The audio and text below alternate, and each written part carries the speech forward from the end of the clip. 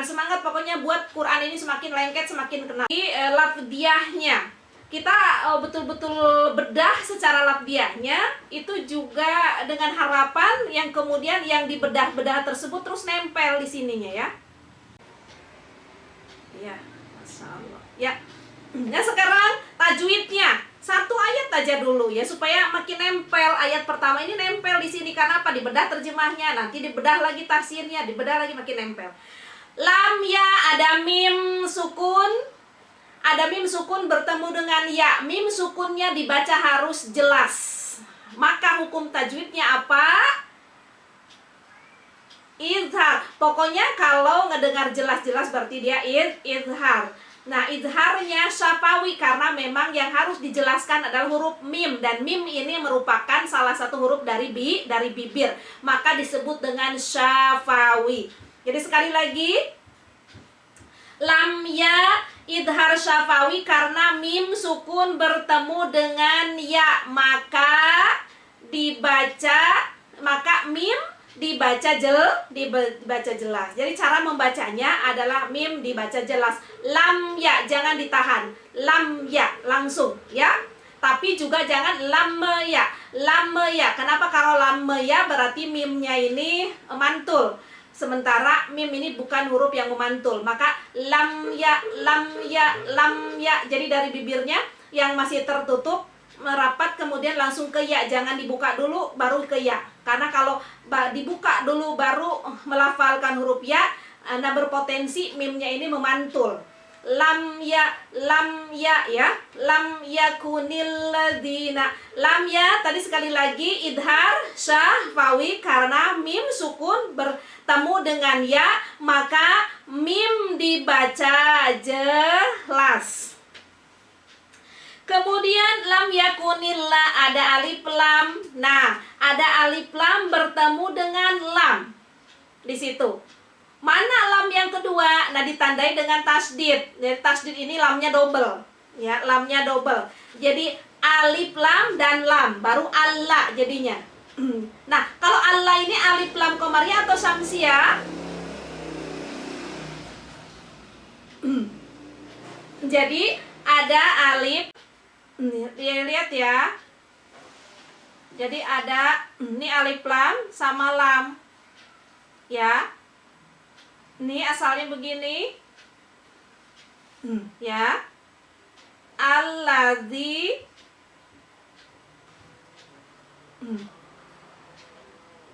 Nah, tulisan saya kelihatan? Ya. Jadi lam di situ awalnya dua. Allah alif lam dan ladzina. Berarti ini alif lam qamariyah atau alif lam syamsiyah?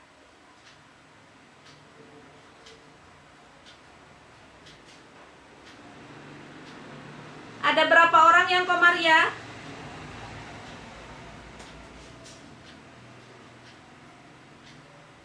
Ayo, itu speakernya dimatikan dulu.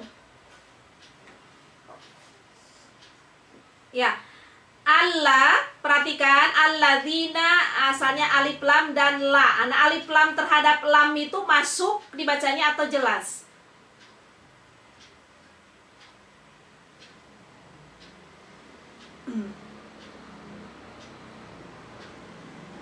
Ya udah. Yang qamariyah berapa orang?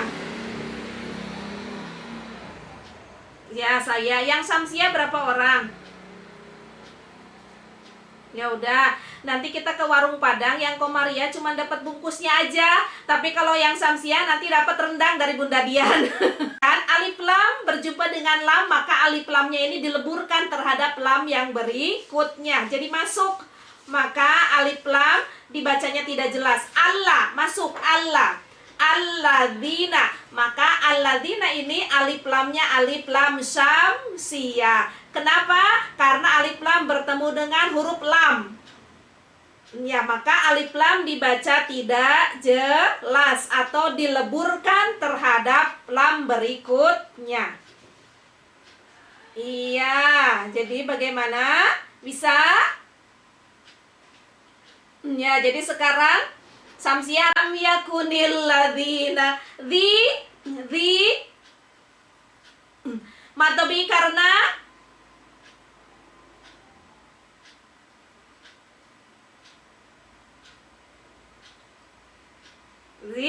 ya sukun sebelumnya kasroh atau kasroh bertemu dengan ya sukun. Udah begitu aja cukup. Ya. Matobi karena ya sukun sebelumnya kasroh atau kasroh bertemu dengan ya sukun. Maka dibaca panjang 2 harokat. Ya, coba sama-sama semuanya kompak. Lam ya, hukum tajwidnya karena ya karena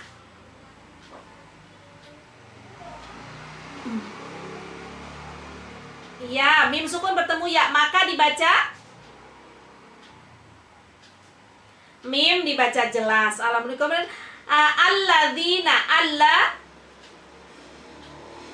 karena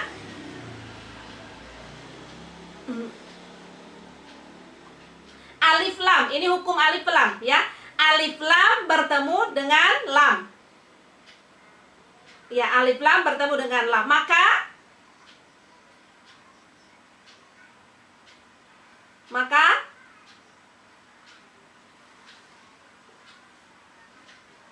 ya, jangan lam aja ya bunda-bunda sekalian, karena alif lam di sini memang kita membahasnya tentang lam ta'rif, yaitu alif lam. Jangan lam aja, karena alif lam bertemu dengan lam, maka alif lam dibaca dileburkan terhadap huruf berikutnya atau dibaca tidak jelas.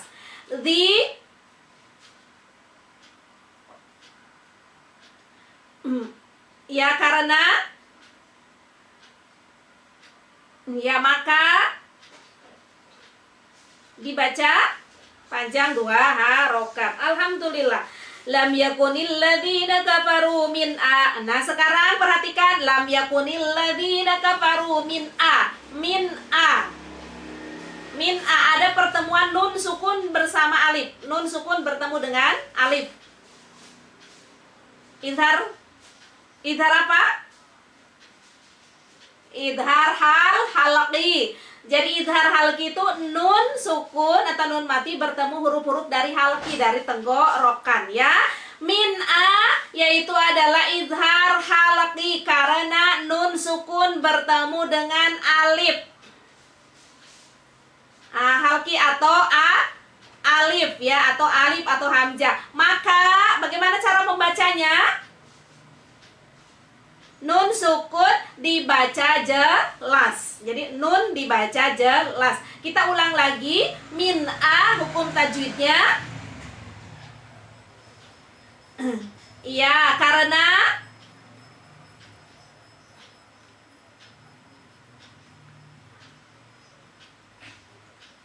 yaitu apa itu? Hamzah atau alif ya. Maka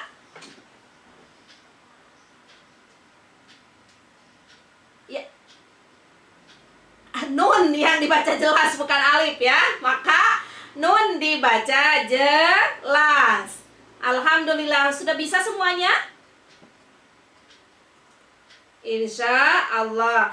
Min ahlil ki. Nah sekarang perhatikan al-ki, ada alif lam tidak? Ya, al-ki berarti alif lam apa? Karena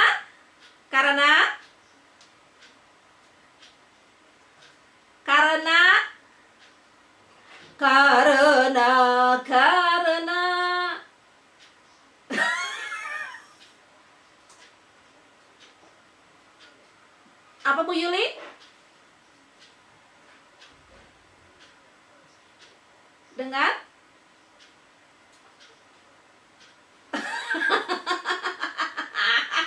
Aduh, yang pasti alif lam bukan ketemu sama saya.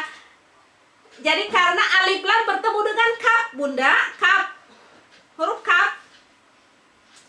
Iya. Barulah cara membacanya alif lam dibaca dengan jelas. Jadi bukan karena jelas. Astagfirullah Rabbal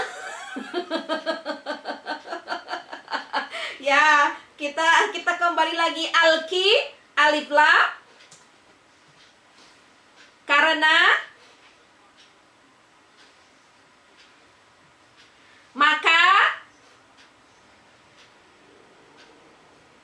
Nah, begitu ya. Jangan ketemu siapa gitu ya. Jadi alif lam ketemu kaf, maka alif lam dibaca jelas.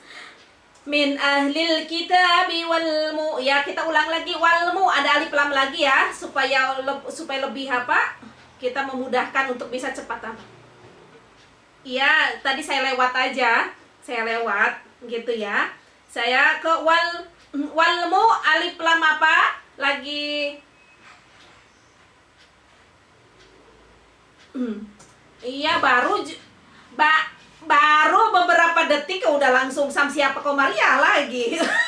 Alif lam apa? Almu. Alif lam Komaria. Karena tuh kan mulai lagi deh. Alif lam bertemu dengan mim. Maka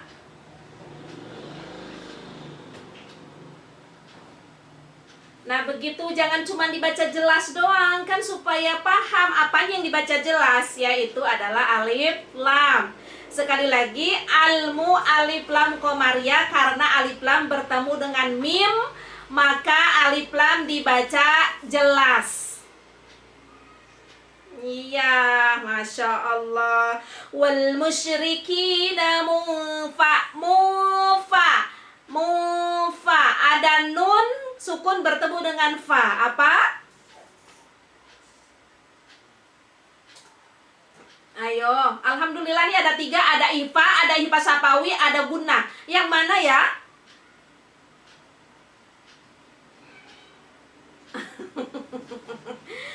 Mufa di sini adalah ikhfa. Ihfanya ihfa apa? Ihfa hakiki.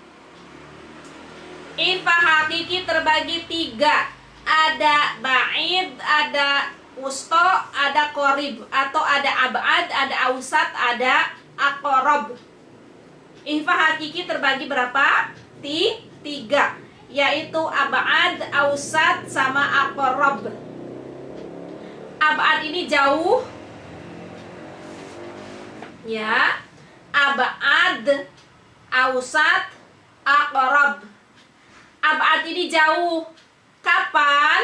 Apabila nun mati atau tanwin bertemu huruf dari pangkal lidah, yaitu adalah qaf dan kaf, maka penyamarannya harus secara jauh. Meongko, meongko, kemudian ingku. Kalau nun mati atau tanwin bertemu dengan huruf dari pangkal lidah, yaitu qaf dan kaf, penyamarannya harus secara jauh. Nah, kemudian yang qorib, aqrab, yang dekat, apabila nun mati atau tanwin bertemu dengan huruf 3, ta, kemudian dal, kemudian to. Ya. Nah, to itu aqrab, jadi dekat. Kuntum, miltin. Gitu ya. Kemudian selain 2 dari pangkal lidah, 3 dari ujung lidah, berarti yang 10 huruf itu adalah ausat. Ya, huruf ihfa ada 15. Ya, tangan saya diacungin 10, 5-nya di bawah ya. Jadi ada 15 gitu ya. Yang 2 dari pangkal lidah ini ba'id atau ab'ad. Yang 3 dari ujung lidah, ta atau dan dal, ini adalah aqrab atau qorib. Maka yang 10 selebihnya itu semuanya adalah ausat. Nah, seperti ini ya, seperti ini nun mati atau nun sukun bertemu dengan fa. Ini adalah ihfa hakiki ausat. Jadi ikhfa hakiki ausat. Masya Allah. Pola hidup sehat melalui adab dalam makan dan minum. Nah, untuk ke hadis yang pertama, yaitu adalah hadis yang 728 di halaman 394 gitu ya. Silakan boleh Bu Nur Aini baca hadisnya.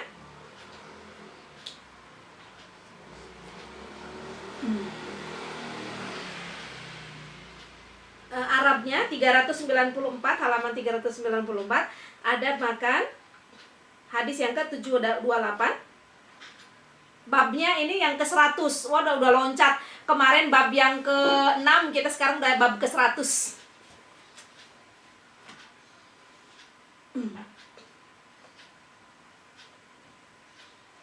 Nah, Arabnya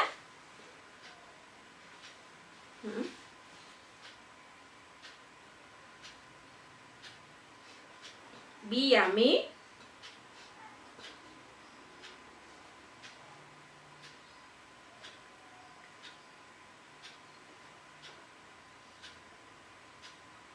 mimma yalika. Sama Allah wakul biyaminika wakul mimma yalika.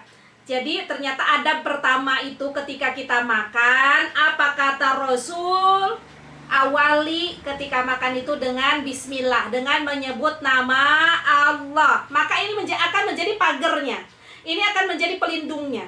Ketika kita mengkonsumsi makan atau makanan, kan kita tidak bisa memastikan 100% apakah sungguhnya makan atau minuman tersebut baik tidak dengan tubuh kita.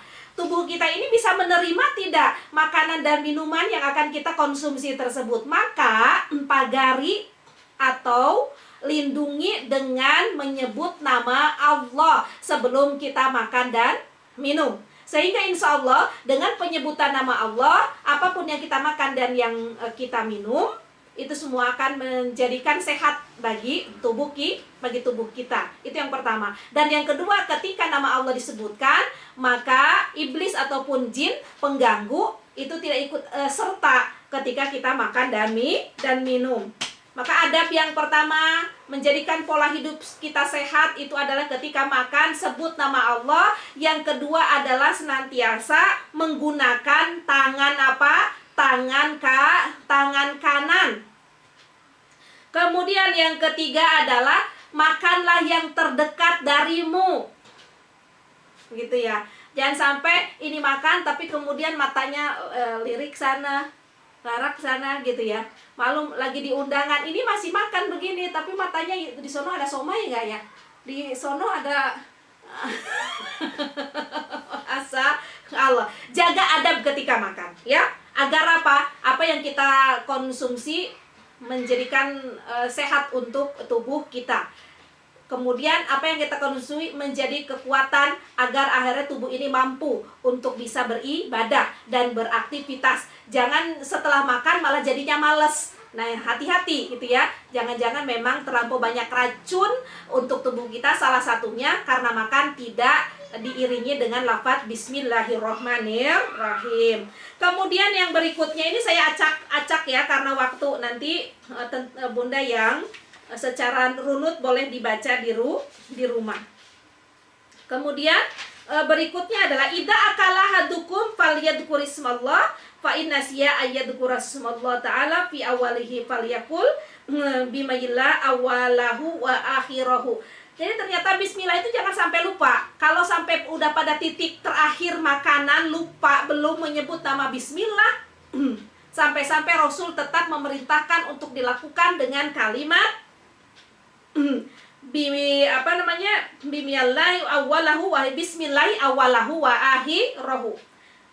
Ya bismillahi awalahu wa akhirahu. Saya bismillah untuk awal makanan tadi udah terlanjur masuk, kemudian untuk makanan juga yang memang masih harus diselesaikan, walau hanya tinggal 1 butir nasi, lupa bismillah tetap bismillah. Atau udah betul-betul masuk semuanya, lupa baca bismillah, baru ingat, sampaikan bismillah saat itu juga. Kenapa? Karena bismillah ini adalah merupakan penjagaan sehingga tadi hidup kita akan sehat.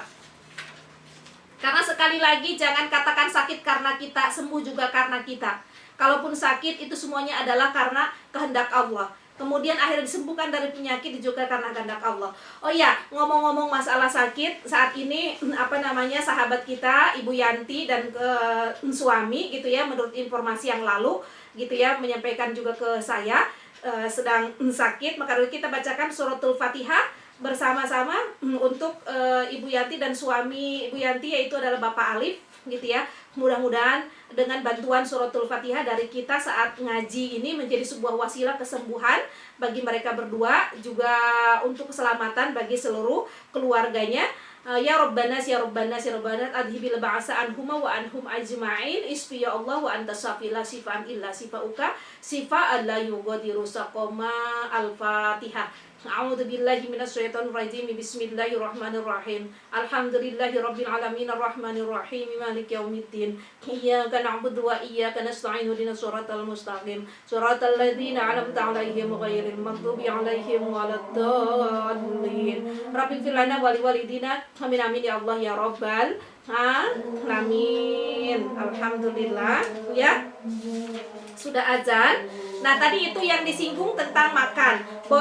Boleh langsung 404 ya, sedikit sebelum kita tutup. Lihat 404. Adab minum sekarang. Adab minum.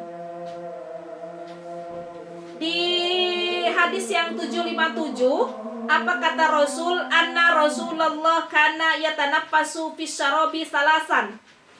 Itu 757. 758, la tasrobu wahidan kasurbil ba'ir walakin isrobu masna wa sulasa wa samu ida antum syaribtum wah madu ida antum rafa'atum. Jadi gini Bun, adab minum itu kalau misalnya minum, misalnya di satu gelas, Bunda jangan langsung habiskan satu kali napas, langsung glok satu napas. Apa kata Rasul? Itu latas robu kasar bil bair. Yang minum satu kali napas langsung dihabiskan satu gelas itu seperti minumnya unta, kata Rasul. Jadi kalau minum yang demikian itu menjadi minum yang tidak menyehatkan. Walaupun mungkin yang diminum adalah sesuatu yang bersih, mungkin juga jernih dan sebagainya, akan tapi tidak menjadi sebuah kesehatan karena cara minumnya yang tidak menjadi sebuah cara Rasulullah SAW. Akan tapi minumnya bagaimana? Isrobu masna wasulasa wasamu ida angtum syaribtum. Nih, jadi satu gelas ini ambil 3 kali tegukan, kemudian kita membaca Bismillahirrahmanirrahim. Kemudian setelah itu ada Alhamdulillahirrabbilalamin. Kemudian ambil lagi Bismillahirrahmanirrahim. Kemudian Alhamdulillahirrabbilalamin. Kemudian lagi Bismillahirrahmanirrahim. Kemudian Alhamdulillahirrabbilalamin. Nah, evaluasinya adalah jangan-jangan pola minum dan makan yang mungkin kita anggap kecil dan remeh ini menjadi sesuatu yang salah, sehingga menumpuklah penyakit-penyakit atau karat-karat yang ada di dalam tubuh kita. Tapi kalaupun misalnya yang lalu-lalu masih tidak mengikuti sunnah Rasulullah SAW, nah sekarang hadisnya, pelajarannya sudah tahu, ayolah kita berubah. Semua kiranya perubahan ini akhirnya bisa menggugurkan karat-karat yang sudah terlanjur terjadi di dalam tubuh kita karena pola kita tidak sehat. Kenapa tidak sehat? Karena pola makan dan minum kita tidak beradab seperti adabnya Rasulullah SAW. Yang lalu digugurkan karat-karatnya, kemudian yang di kemudian hari insya Allah apa yang kita minum menjadi kesehatan, apa yang kita makan itu semuanya menjadi kesehatan karena betul-betul kita jaga adab seperti adabnya Rasulullah SAW ketika minum. Kemudian satu lagi yang terpenting, barangkali terkadang itu suka terjadi di lingkungan kita atau terjadi di dalam diri kita. Apa itu? Halaman 397. Halaman berapa? 397, yaitu adalah hadis yang ke-736. Ma'aba Rasulullah to'aman qattu inistahahu akalahu wa inkarihathu tarokahu. Nih, Rasulullah tidak pernah mencela makanan sama sekali.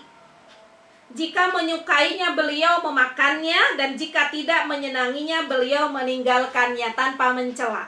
Jadi maka dari itu bunda-bunda sekalian, agar apa yang kita konsumsi menjadi sebuah kesehatan, jangan sekali-kali merendahkan, melecehkan, terlebih-lebih menghina yang namanya makanan. Apaan itu? Nggak suka? Nggak demen. Kalaupun nggak suka, cukup saja ada di dalam hati kita. Cukup tidak memakannya, tapi jangan mencela serta menghinanya. Nggak suka, habis nggak suka terus ngomong apa. Masya Allah. Nah, ini harus berhati-hati. Kemudian Masya Allah, ada makruh minum dari mulut teko.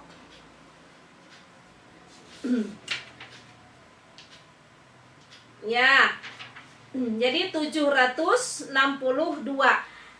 Kalau kita mungkin sekarang banyak biasa minum itu bukan dari teko tapi dari botol. Gitu ya, minum dari botol. Ini ternyata makruh gitu ya. Makruh minum itu langsung dari mulut. Kalau ini kan mulut teko, ini mulut botol yang suka kita biasa minum. Udah seperti ini kayak unta lagi minumnya, langsung glok.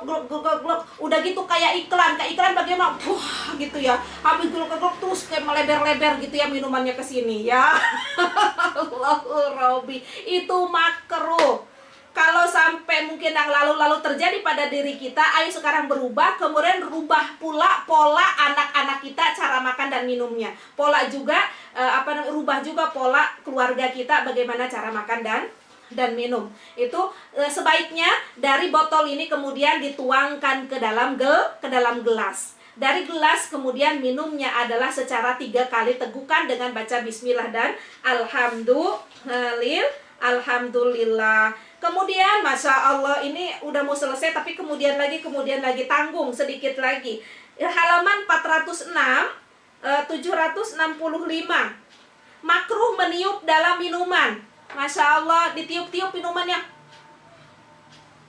Jangan ditiup, tapi dibiarkan dia sampai kemudian dia dingin atau dia hangat.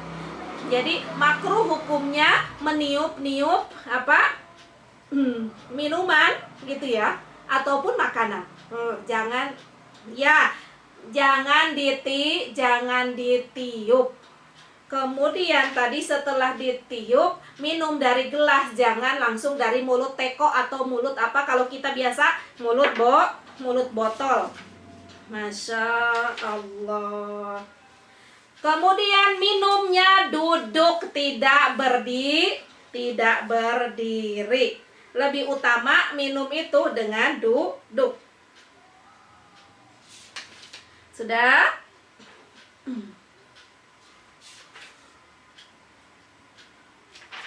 Ya, alhamdulillah.